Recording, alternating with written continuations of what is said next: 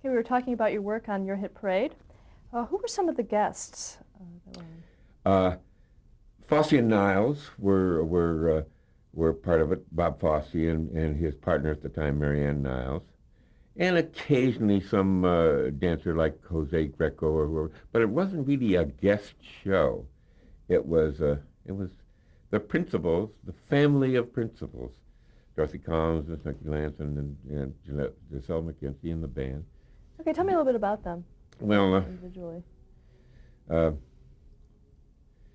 Raymond Scott was wonderful. He was a big orchestra, and that isn't normally what he did. He loved to have a little quartet, and he had the Raymond Scott quintet that did famous hits records like Bumpy Weather Over Newark and Powerhouse and some famous quintet uh, records that sold very well.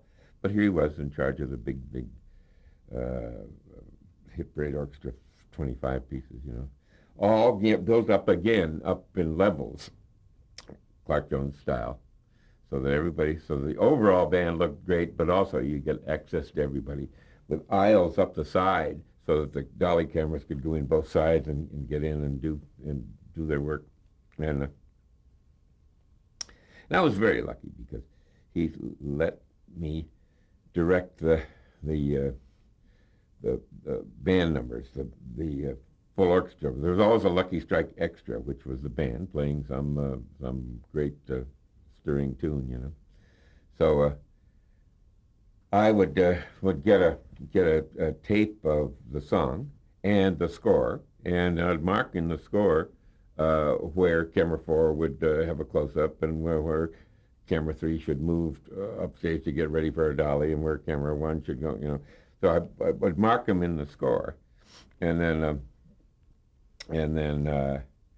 I had somebody at my elbow, Davy Wilson, who is now and has been for a long time famous director for nighttime talk shows, who would keep me up to date where I was in the score while I handled the cameras. And it was fun to do. The numbers were 3 minutes long and maybe had what 70 shots in them. And it was kind of a camera tour de force to music. It was fun to do, and I cut my teeth doing that. And so What were your other duties on the show? I was Clark AD. I did pure AD's job. Pre-cued everything and kept him up to date where he was in the music and cued everybody and talked to the stage managers. And, normally AD-ness. How much involvement did Lucky Strike, your sponsor, have in the show? Uh, the famous George Washington Hill was quite a tyrant in those days, and there'd be rumors that he'd said, "I don't want that song on," or whatever he would say, or "Let's play that one again," but it wasn't in the survey. But he never really meddled in it. There was Ted Fetter was one of the producers, and Dan Lounsbury, another one. They were both really marvelous producers, and we were very lucky to have them. And they were with BBD&O, and they would be intricately involved on how we would do a number. We'd give them options, and they'd say, "Well, we like the idea of doing it in a bowling alley," And although they never dictated to us, the creative team, got to do it. But it was one of the few times in the early times in television when agency people were part of the creative team. Uh, Television didn't go that way later, but mostly the agency is involved with the commercial, and that's all, and the billboards and so forth. But in this case, because the show was created by the agency, they had some creative input and they had two good guys to do it, Ted Fetter and Dan Lounsbury. And you worked with them later as well, right? Yeah, I worked with them for a lot of years. I'm trying to think if I did other things with a couple of shows would turn up whenever they would get a show that wasn't Hit Parade. They'd come and ask me to direct it and so forth. So. Okay, and you talked about directing that one show that yourself, and where you said Jimmy Durante was in the control room. What was he doing there? He was surveying the set of theater where we were shooting, because that's where he was going to do his show 2 weeks from then. And so he did a big hour Jimmy Durante special from New York, from the Center Theater, which I directed, and and then shortly after that, coaxial cables allowed us to go to California, and he took me to California.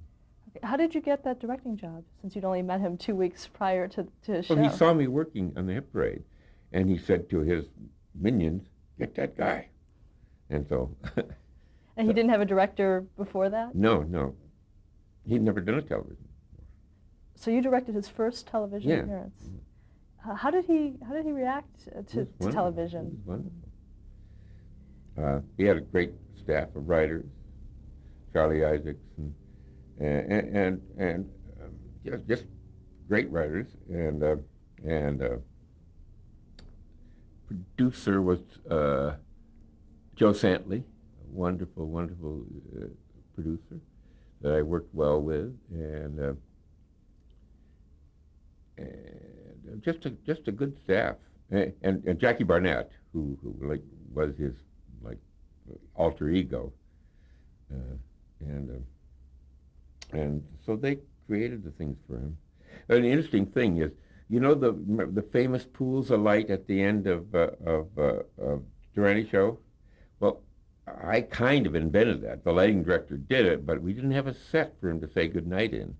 You know, after he finished in the dressing room, playing enough seconds to make us get off the air on time live, then we have to say goodnight, and you needed something for the credits. So we decided to make a little seam in the set, pull the set aside, and he would walk out the door, and then, so we didn't have a set, we just put pools of light for him to walk out and take his hat off and say, "Good night, Mrs. Galabash."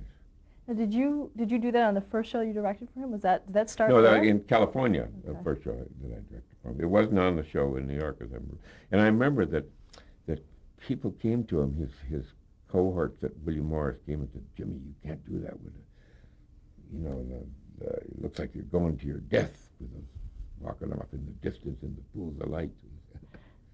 So, but he had enough courage to say, I think it's good, and everybody, people I trust like it. And he asked me, and I said, "I think it's wonderful. You know, it's simple." That became the trademark. Yeah. I'm going to keep you in New York for a little while. All right, I'll go back to New York with you. Tell me about that first show with Durante that you directed. Do you remember the name of it? And Well, it's sponsor? a Jimmy Durante hour, or a Jimmy Durante show, or maybe it was a Colgate Comedy Hour, or something. I think it probably was a Colgate Comedy Hour, or All Star Review. Probably All Star Review. All Star Review was an NBC hour rotating show. I guess these days you'd call it a wheel. It had, you know, Ed Wynn one week, and the Rich Brothers another week, and Martha Ray another week, and Jimmy Durante another week, and so I not only directed Jimmy, but eventually did most of them. Okay. For that first show, do you remember the year that it? I would guess it would be the year before the coaxial cable went out, which is, as I remember, is 51, 52 in there. Maybe 53, because I was probably still on Hit Parade until 52. And describe your duties as the director on that first Jimmy Durante show. Well, mostly my duties were involved with shooting it, because he had Joe Santley and so forth to help stage the comedy. So pretty much rehearsals with me, figuring out how it should be shot, and saying, "Hey, if you could just move him over there, I can get a better shot there, and it'll be funnier if she comes in the door and he doesn't see that she's there, so put him by the door." And so we'd work together, but pretty much mine was camera work. Was the show written well in advance before you had gotten in? Oh yeah, yeah. And we'd go to we'd have 4 or 5 days of rehearsal. Jimmy loved to rehearse and to get it right because although he was unpredictable, he would ad-lib things mercilessly. He still loved to rehearse and know what he was going to do. Do you remember the guests on that first show? No. Yeah, Tallulah, I think. Bankhead? Tallulah Bankhead, yeah. And I also did Tallulah special because after she came on that show, she decided to do a special, and I did that. But who else? Gleason, maybe. I don't know. I'm going to lead you astray if I try to remember. How did you feel? This is you're basically right out of the hopper directing. I love it. Romantic. Was it? This is just what I've dreamed of doing. It's great. It was, and I had been trained well by Clark, so I really felt confident in what I was doing. I mean, I was good at it. And did you continue with your hit parade until you moved to Los Angeles? No. I had to leave hit parade to go with Jimmy. But I moved to L.A. Spent 7 years in L.A. doing Durante and Okay. And you moved in 1953. Is that correct? About, yeah. I think shortly after coaxial cable. Okay. Where in L.A. was the show broadcast from? We did it from the El Capitan Theater, which was on Vine Street, and eventually became the Hollywood Palace when Nick Vanoff and that group invented Hollywood Palace. But it was called the El Capitan, and it had just a few seats because the stage was extended to make a more stage room and get you further from the site to have better lighting and so forth. And so the audience was small, 400 people or so, and a very interesting thing happened. Colgate Comedy Hour was on Sunday, and All-Star Review was on Saturday. We used the same stage, but everybody wanted a day of blocking before they went on to do their run-through dress and show. So All-Star Review the show I was doing would go on camera on Thursday and then go away for a day while Colgate Comedy was on camera on Friday with all the marks on the floor kept in one color, blue for us and red for them. And then we'd come back in Saturday and do our show and not disturb their marks because they're going to come in on Sunday and do their show live. So it was kind of fun. Okay, before we talk a little bit more about Jimmy Durante's show, tell me about moving to Los Angeles in '53. What was the atmosphere television-wise?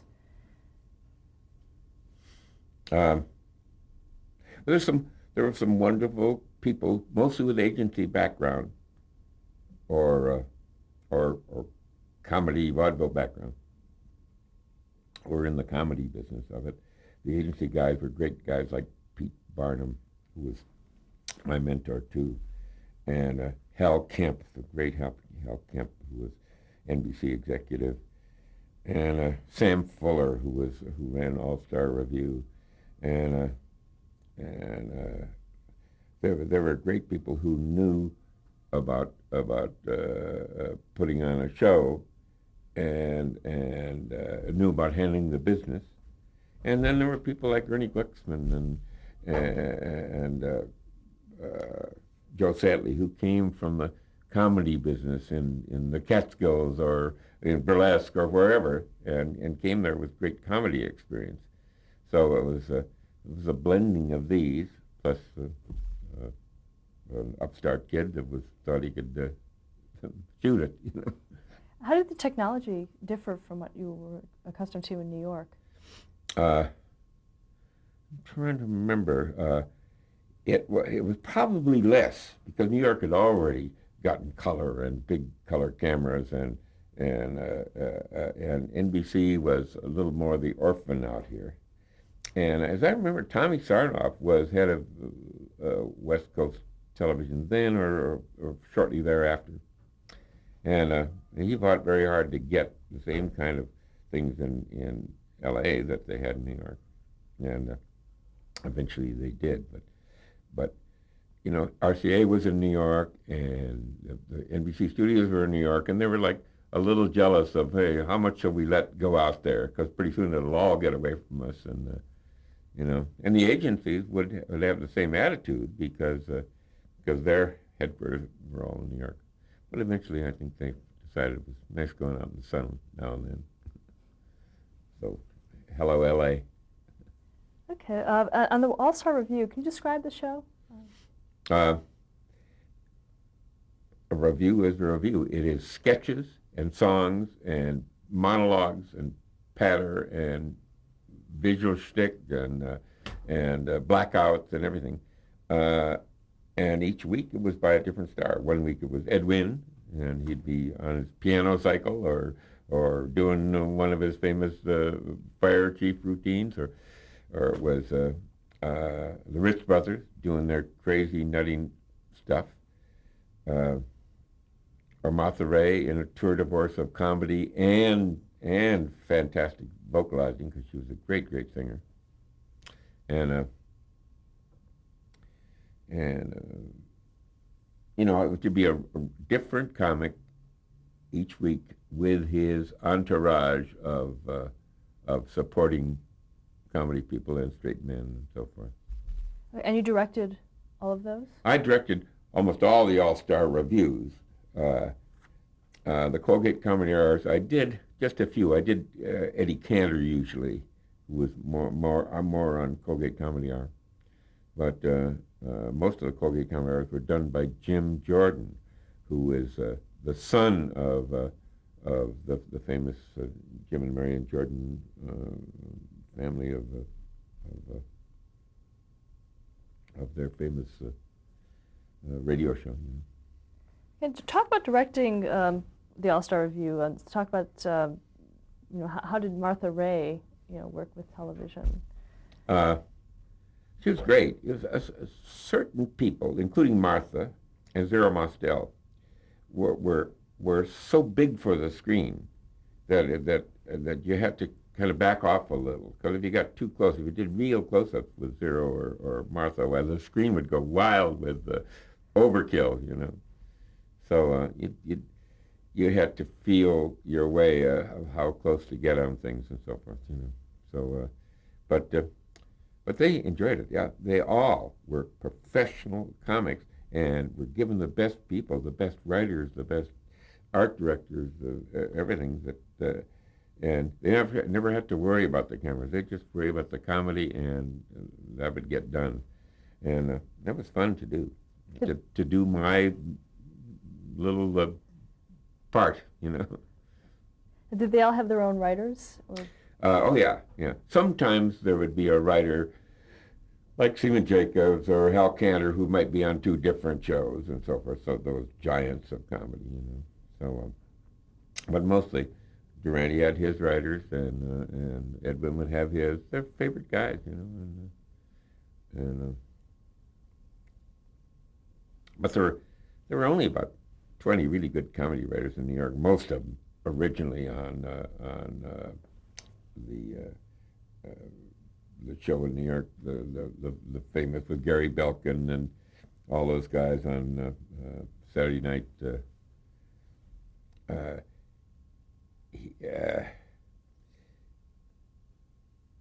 Belkin worked both California and New York. He came out here for a while and did some shows here. He came back with me and did VD Blues in New York, and he was a very clever guy and still is. But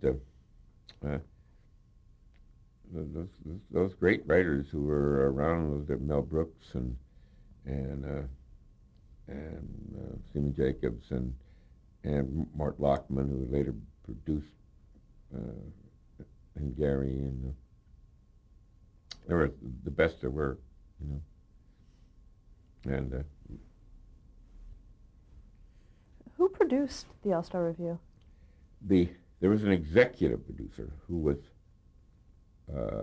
Pete Barnum. And he was an ex-agency guy, I think, Young and Rubicam. Really marvelous man. God, I just loved him. He was terrific. And he was Gordon Jenkins' brother-in-law. His sister was married to Gordon Jenkins, the great musical director, and they were both good friends of mine. But so there was an executive producer to think of the whole series. But each week would have a producer. Joe Santley would do one, and a different producer for everybody.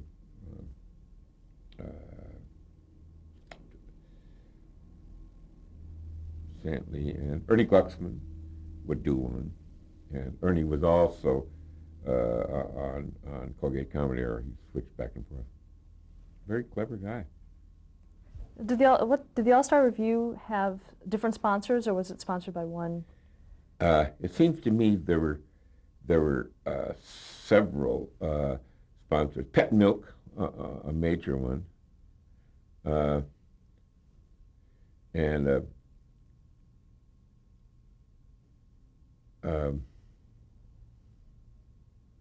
who else? But Pet Milk was major on All-Star Review. Did they We have? used to do live commercials for them too. Oh, and ketchup, some kind of ketchup.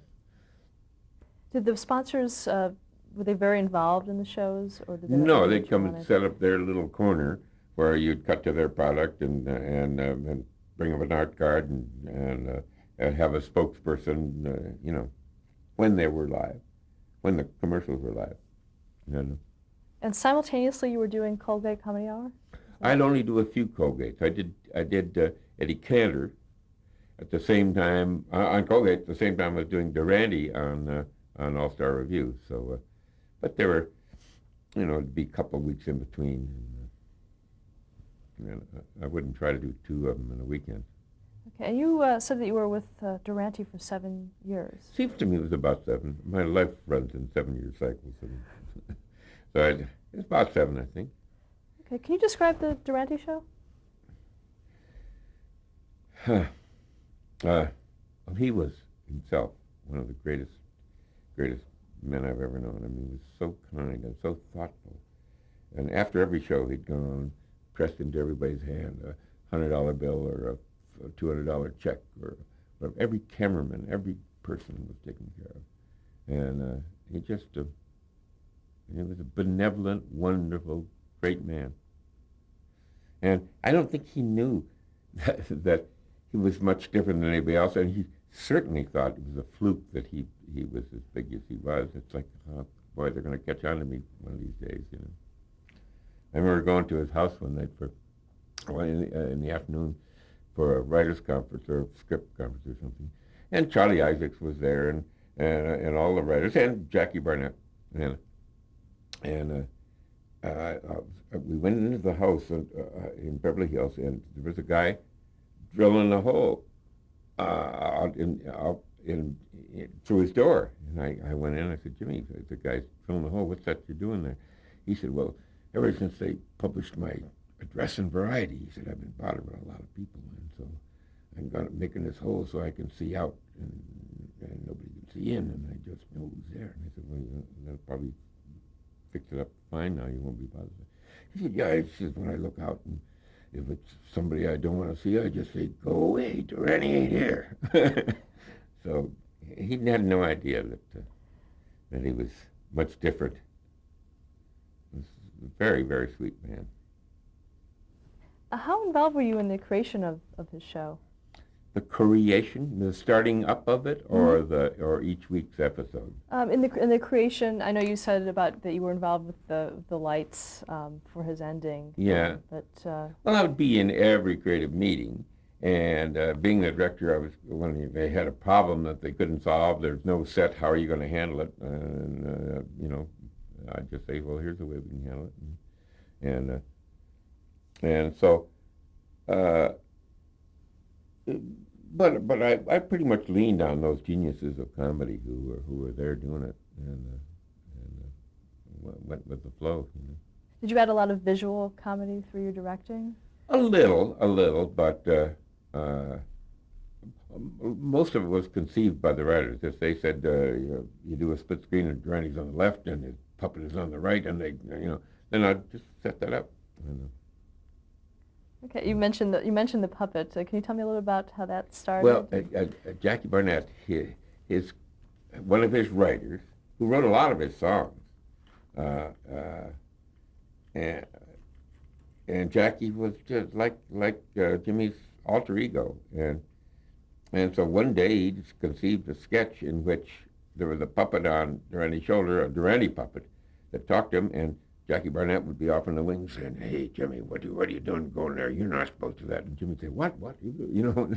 And they'd interact. Durani interacted with the puppet as if it were him. I mean, he was really amazing. I mean, it's like, but Jackie was very good at it and could do Durani very well, and so it became a regular on the show. The puppet would appear, and it was Durani's conscience talking to him. You know, a little touch of Pinocchio. Was that scripted, or was it really? Yeah, it was scripted. Yeah. Although sometimes they wouldn't let Jimmy know everything, so that they could astound him, and he always ad-libbed so great when he did astound him. How much of the show was based on his radio show? I don't think anything, except that it was a review and it had Jimmy in the center of it, and I never heard the radio show. I know that he had a great radio show with Gary Moore and so forth, but I wasn't into radio at that time, so I hadn't seen those. But you know.